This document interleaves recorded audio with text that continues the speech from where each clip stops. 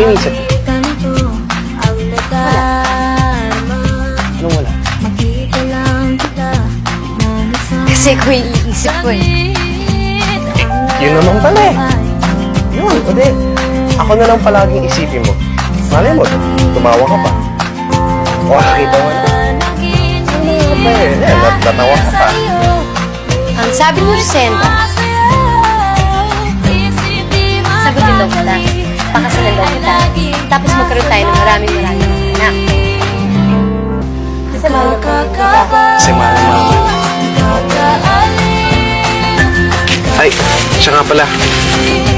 Para sa'yo. Pasensya na. Yan ang nakayanan ko.